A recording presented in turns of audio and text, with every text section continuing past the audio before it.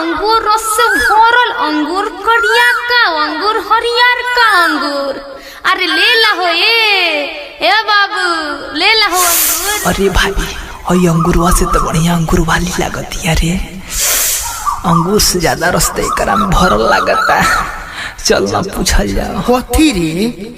अरे अंगूर के भाव पूछल जाओ, चल ना। का हो? हाँ हो। अरे कैसे बा? कथी हो? अरे अंगूर बा और ही कुछ बेचता रुका।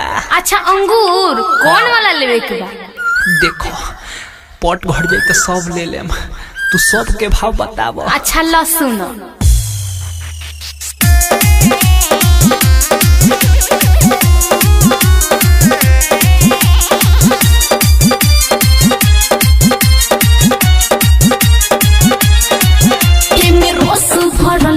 हाय दहिया पीछा सोभे पड़ल बा, हाय दहिया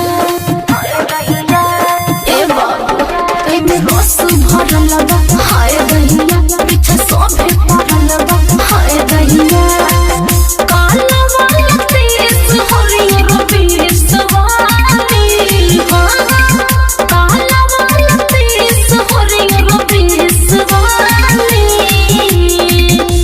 अच्छा अच्छा अच्छा, मतलब करिया का अंगूर है 30 रुपए किलो आ हरियर का 20 रुपए किलो ना? तो पागल बड़ा का? ना ना कहीं 30 रुपया किलो और 20 रुपया किलो अंगूर मिलेला। तो ऐसे डाटत काहे बोलू? देखो हम पढ़ल लिखल नहीं छी, तनी समझा दो। देखो हई करिया का 30 रुपया पौवा बा, हरियर का 20 रुपया पौवा बा, यानी कि करिया का 120 रुपया किलो और हरियर का 80 रुपया किलो। अब बताओ कौन लेगा? गुरिया से नीमन तू हाथे गुर गाली, ये कद कमरे टपोलाई गुर वाली। गुरिया से नीमन तू हाथे गुर गाली, बोला ना।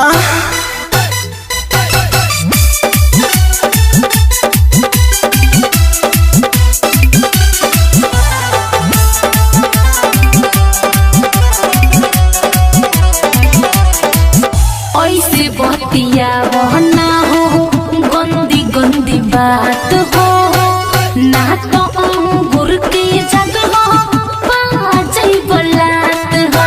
समझा जा? बाजई बलात हो। ऐसे बतिया बहना हो, गंदी गंदी बात हो, ना तो अंगूर के जगह बाजई बलात हो। ऐसा वैसा समझो नाही नाच वाली, ऐसा वैसा समझो नाही नाच वाली। रे भाई ई तो लात मारे के कहतिया रे। अरे साला सुन, दुधारू गाय के न लात तो सहे के पड़ेला का? सुन चुपचाप रह, पहले हमरा सेटिंग कर दे। ए सुन कहतानी है जो 30 रुपए पौगा बतावा तारू, एकरा 10 रुपए पौगा ना देबू? आए ई कोनो जीरा मरीच के दुकान है कि 10 रुपए 20 रुपए मिली ना भगवा? खिसिया मत, देखो पट्टी घटी तबे नु लेम। तू कब से लेता है? पहले ही सुना ना। गुरिया से नीमन तू हाथे गुर गाली, ये कद कमरे टपोलाई गुर वाली।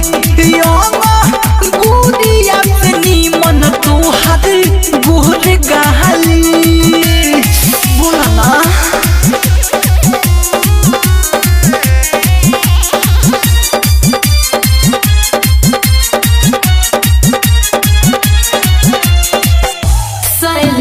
प्रेमी जानी कर भरिया हरी, ना तो देव लागब तोहे काटल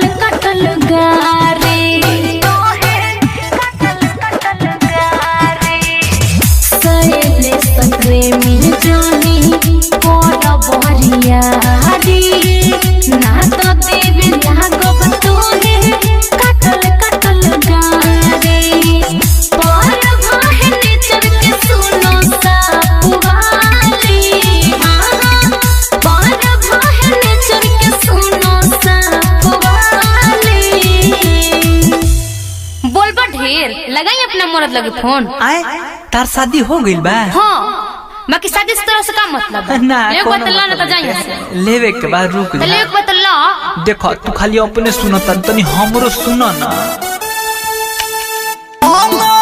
गुड़िया से नीमन तू हाथे गोरे गाली ये कर कमरे टपोलई गुड़ वाली यो गुड़िया से नीमन तू हाथे गोरे गाली बोला ना। आरसीएम म्यूजिक न्यू ऐप अभी डाउनलोड कीजिए हमारे गूगल प्ले स्टोर से और पाए भोजपुरी लोकगीतों का एक से बढ़कर एक ऑडियो वीडियो सॉन्ग बिल्कुल मुफ्त।